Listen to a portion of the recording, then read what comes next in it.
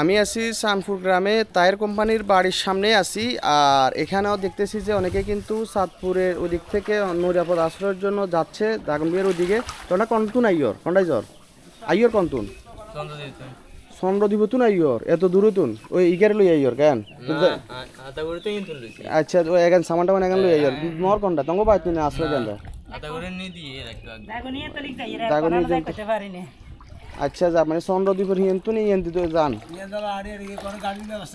তো এতটা আগে তুমি জানো কিল্লা যদি মেলা দিনে গেছি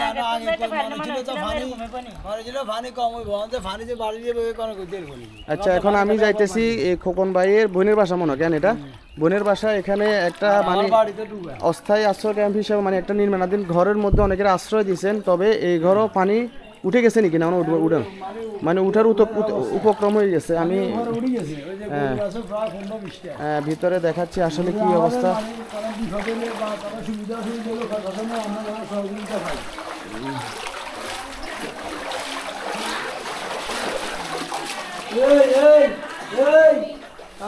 এখানে আশেপাশে যে যাদের গরু আছে গরুগুলাকে এখানে একসাথ করে রাখা হয়েছে। গরু এগুলা কেন আর এখানে কিন্তু হাঁস মুরগ গুলো রাখা হচ্ছে। আর এই ঘরটাতে মোটামুটি আমরা কয় ফ্যামিলি আছে মানে 10 থেকে 15 জন ফ্যামিলির মতো এখানে আছেন। তবে এখন হয়তোবা সবাই আশেপাশের বাড়িগুলো থেকে মানে আশেপাশের বাড়িগুলো থেকে এখানে আসি সবাই একসাথে হয়েছে। সবাই রান্না বান্না কি একসাথে নি করেন না আলাদা আলাদা? একসাথে বলতে আমরা কেউ আলাদা আছে কেউ একসাথে মানে মিলে ঝুলে চলে আর কি করার মিলে ঝুলে রান্না বান্না করতেছেন।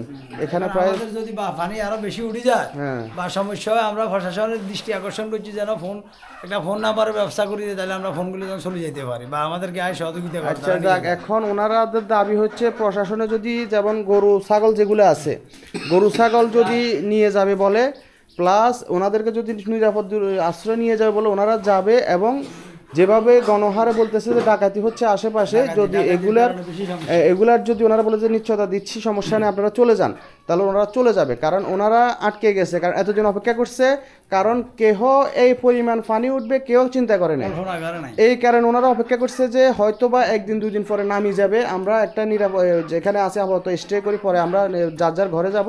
কিন্তু এরকম সিচুয়েশন নাই। এখানে অনেকগুলো প্রায় 10 থেকে 15 জন ফ্যামিলি আছে আর ছাদের উপর কি আসেনি? আচ্ছা ছাদের উপরে ব্যবস্থা করা আছে কারণ এখানে পানি বিপদ সীমার মধ্যে চলে আসছে। পানি যদি এখানে উঠে যায় ওনারা ছাদের উপরে থাকবে। অনেকের মাল সামানা কিন্তু মোটামুটি উপরে উঠে নিয়ে গেছে। এখন ওনারা বলতেছে যে প্রশাসন থেকে কোনো একটা হটলাইন নাম্বার ব্যবস্থা করে দিতে যাতে হটলাইনে ফোন করলে সাথে সাথে কোনো একটা ব্যবস্থা করতে পারে। আমি এখন ছাদের উপরে অনেকে মানে ব্যবস্থা করতেছে যে টাঙ্গাই রাখছে এখানে থাকবে। মোটামুটি যারা ছাদওয়ালা ঘর আছে ওনারা ছাদের উপরে স্টে করতেছে বা ওই ভরসায় যে কোনো কিছু হলে ওনারা ছাদে উঠে যাবে। হ্যাঁ এখানে বিল্ডিংও আছে যে কিছু হলে যে ছাদের উপরে উঠে যেতে পারবে।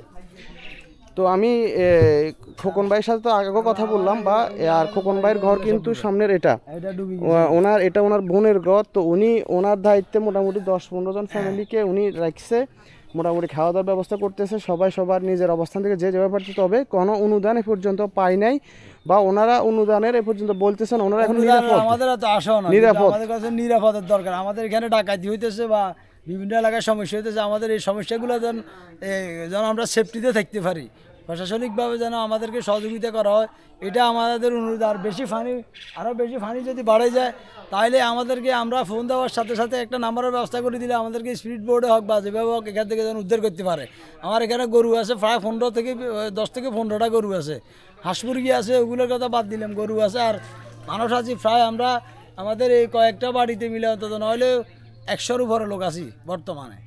তো এখন আর আমাদের ওইদিকে তো মানুষ আছে এগুলো তো বলে লাভ নাই যে যেভাবে যাইতেছে যাদের টাকা পয়সা আছে এরা তো চলে গেছে, কিছু অসহায় ফ্যামিলি আছে এরা সবাই এখনো এলাকাতে আছে। তো আমরা ওই নিরাপত্তা মানে বুঝতেছি আর কি রাত্রে ডাকাতি বাকাতি এটার কারণে আমরা সমস্যা আছে। এখন আমাদেরকে একটা নাম্বারের ব্যবস্থা করে দিলে যদি আমরা সেফটি বা নিরাপদে থাকতে পারি, তাহলে ইনশাল্লাহ আমরা এখানে আসি, ইনশাল্লাহ থাকবো, কোনো সমস্যা হবে না আমাদের।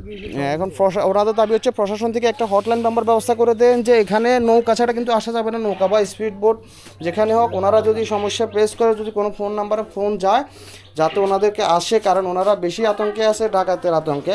পার্শ্ববর্তী নাকি ডাকাত হয়েছে, কালকে রাতও এরকম কয়েকবাড়িতে হয়েছে, হীরাপুরে ডাকাতি হয়েছে, মহেশপুরে হয়েছে।